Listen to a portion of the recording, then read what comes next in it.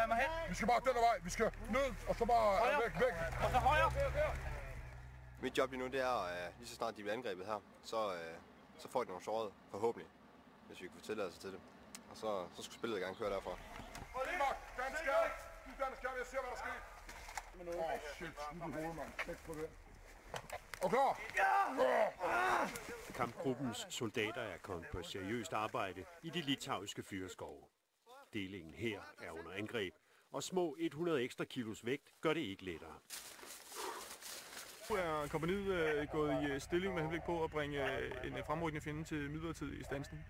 Vi ligger umiddelbart med min deling her af 2 grupper, og så 1-5, han ligger længere mod vest inde i noget lukket med 4 grupper, hvor han har fået en af mine grupper. Med henblik på at imødegå fjenden, som forventeligvis vil rykke op igennem noget lukket. Med henblik på at kunne komme i stilling, således han kan støtte et større over et åbent terræn her. Saber Strike er med sine 2.000 soldater fra 4 forskellige lande den hidtil største internationale øvelse i Litauen.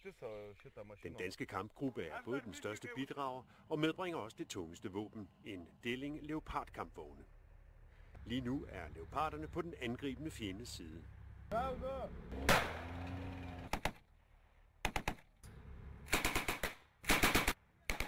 Har kørt super flot på den her øvelse.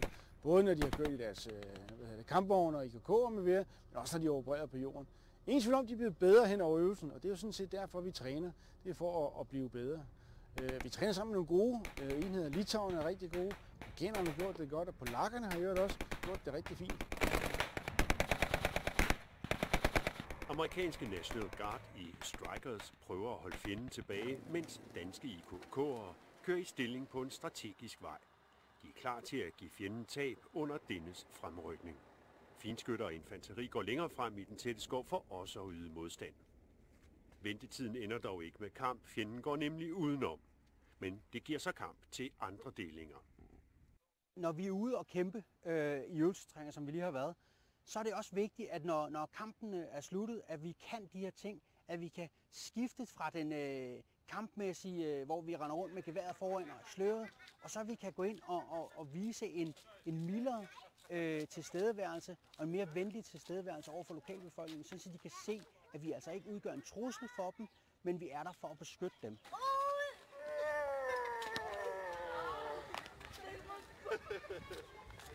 Lige nu er vi i gang med en partnering-patrulje med litauiske soldater, hvor vi går en tur ind i byen og får lidt atmosfæriks, snakker med nogen i det lokale, hører hvordan det går, hvad de har oplevet, mens kampen har stået på. Oh, sorry, We're trying to stabilize the situation in this town. We are working together with the Danish snipers and the Danish CIMIC. So I see that these guys are very professional.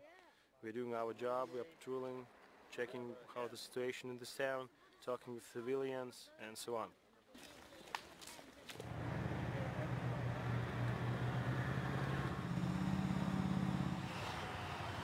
En anden af de såkaldt stabiliserende øvelser er husundersøgelser og pågribelse af oprørere eller kriminelle. Delingen her skal støtte militærpolitiet under anholdelse af en oprørsleder. Der kan være op til 20 fjender, og han har en personlig bodyguard på sig inde i huset. Så små angreb for fjenden.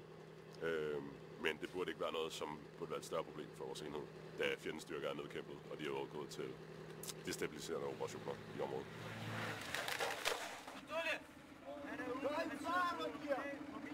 Get back now!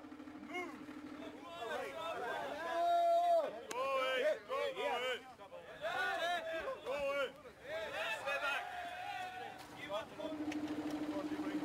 Stay back! Dago! Du har hovedkat der! Og det er ikke! Nej, det er ikke!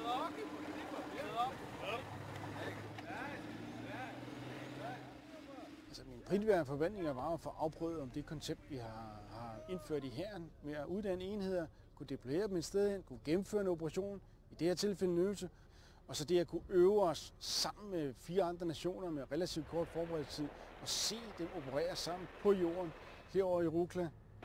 Det er et major achievement, som det hedder på svensk.